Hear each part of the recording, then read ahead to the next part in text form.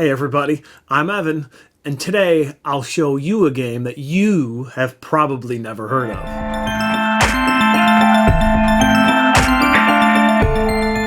The game I'm going to talk about today is called Turtles, Frogs, and Escargot, an oddly named game that I imported from Japan. And, well, it's a tile-laying game, and the front of the box basically shows you what the game is going to look like. So, without further ado, let's go down to the table, and I'll show you how this one works. Turtles, Frogs, and Escargot is a game published by a small company in Japan called Snail Code. I believe this is one of their only published games. And it plays 1 to 5 players, and, well, yeah, it's a tile-laying game. This is how it looks for the start. And basically what you do on your turn is you have a hand of starting tiles.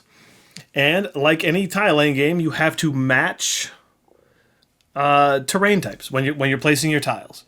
Place a tile, draw a tile. That's the whole game. However, the hook is just about everything you do in this game scores you points. You get points for turtles next to turtles. You get points with frogs next to water. You get points for the escargot tiles, which are these odd statues. Let me see if I can find. Yeah, there we go. There's one. We could place that right there.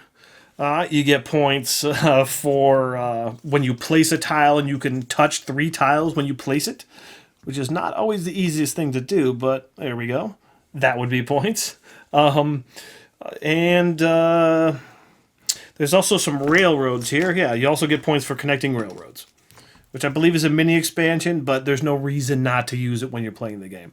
So that's how this game works. Take turns. When the draw piles run out of tiles, the game is over.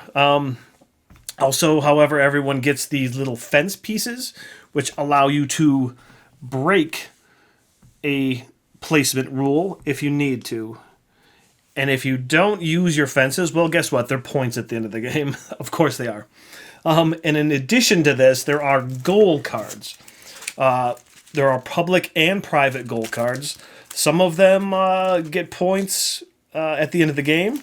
Some of them give you points when you're playing the game. So, like, yeah, this is a complete a forest for 3 points. And this one right here is end of the game. Whoever has completed the largest water gets you points. However many tiles.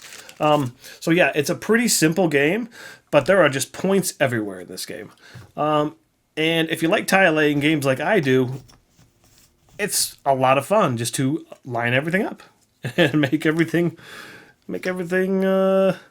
into a nice little board. Yeah, so that is basically how you play a game of Turtles, Frogs, and Escargot.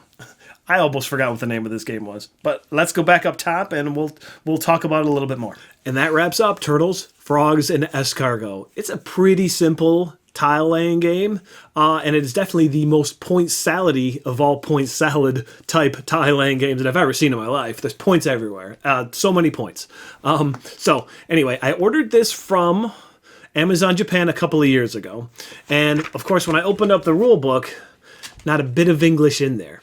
So what do you do in that case? Well, there's an app that is someone who likes to import games' best friend, and that is called Google Translate, where all you got to do is point the camera at the rule book, and then it scans it, and then it translates it for you from honestly, from any language to any language. So in this case, obviously Japanese to English.